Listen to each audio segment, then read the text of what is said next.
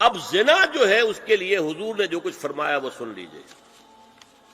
عن ابن عباس قال ما رأيت شيئا اشبه باللمم مما قال ابو ہریرہ عن النبی صلی اللہ علیہ وسلم.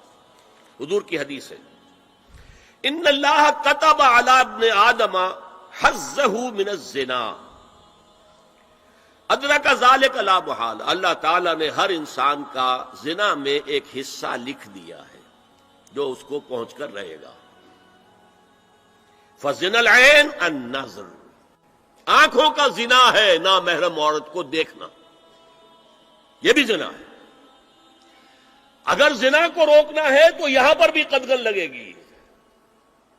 ایک جگہ آیا ہے حدیث میں النظر سہم, یہ تیر ہے, یہ نظر جو ہے نگاہوں کے تیر. یہ تو آپ شاعری کے اندر بھی اور گانوں کے اندر بھی نگاہوں کے تیر سنتے ہیں کہ نہیں سنتے؟ النظر سہم, یہ تیر ہے. وزن اللسان النطق یا منطق, زبان کا زنا ہے کسی عورت سے گفتگو کر کے چٹخارے لینا. عورت کی آواز میں بھی ایک لوچ ہے, حسن ہے. اللہ تعالیٰ نے اسے سراپا ایسا بنایا ہے کہ مرد کے لیے اس کی ہر شے کے اندر اٹریکشن ہے, اس کی آواز میں اٹریکشن ہے. والنفس تمنا و تشتہی, اور باقی رہ گیا نفس, وہ تمنا کرتا ہے کہ اب میں اس سے آگے بھی بڑھوں اور زنا بھی کر لوں.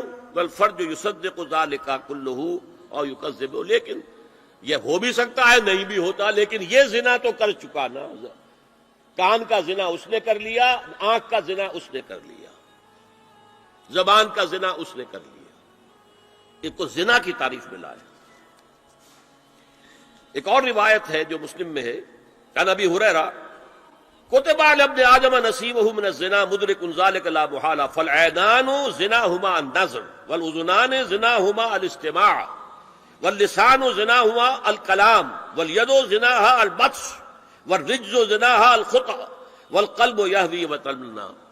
یہ زبان کا بھی زنا ہو رہا ہے, کان کا بھی زنا ہو رہا ہے, ہاتھ کا بھی ہو رہا ہے, کہیں لمس کیا ہے عورت کے جسم کو, ہاتھ ملایا ہے اس سے, اور چل کر کہیں جا رہا ہے دیکھنے کے لیے, یہ پاؤں کا زنا ہو رہا ہے. یہ ہے زنا کی شکلیں جو محمد الرسول اللہ صلی اللہ علیہ وسلم نے بیان کی. تو زنا کا روک تھام, زنا کی جو ہمارے معاشرتی اہداف کے اندر بہت اہم ہے, بہت اہم ہے, بہت اہم, ورنہ معاشرہ ٹوٹ پھوٹ کا شکار ہو جائے گا. میاں بیوی میں اعتماد نہیں ہے, بے اعتمادی کی فضا میں اولاد جو پلے گی اس کی منفی نفسیات ہوں گی, کبھی مثبت نفسیات نہیں ہو سکتی. والدین میں محبت ہے, آپس میں اعتماد ہے, ایک دوسرے پر اعتماد ہے, ایک دوسرے کا لحاظ ہے, ایک دوسرے کی دلجوئی ہے, ایک دوسرے کی مدد ہے. یہ ساری چیزیں جو ہے وہ ایک فضا پیدا کرتی ہیں گھر کے اندر. وہ ایک نارمل, ایک صحت مند فضا جس میں کہ نئی نسل پروان چڑھے گی تو وہ ایک پازیٹیو اور مثبت نفسیات لے کر پیدا ہوگی. اچھا, اور دیکھیے اس میں کیا کیا کچھ حضور کی طرف سے آئے ہیں. حضرت جابر ابن عبداللہ فرماتے ہیں من کان یؤمن باللہ والیوم الآخر فلا یخلون بامرأۃ لیس معها ذو محرم فإن ثالثہما الشیطان. رواہ احمد.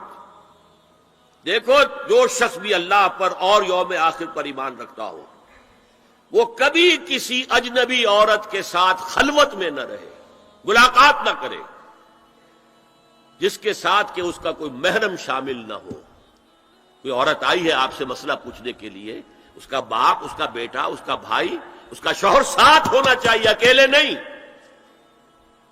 اس لیے کہ ثالثہما الشیطان. جہاں یہ ایک مرد اور ایک عورت جو ایک دوسرے کے لیے نامحرم ہے, جب ملیں گے تیسرا وہاں شیطان موجود ہوگا.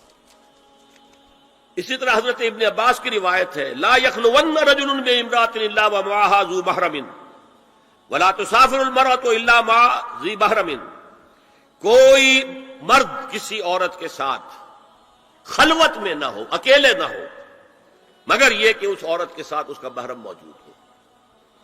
اور کوئی عورت سفر نہ کرے جب تک کہ اس کے ساتھ محرم موجود نہ ہو. دین کی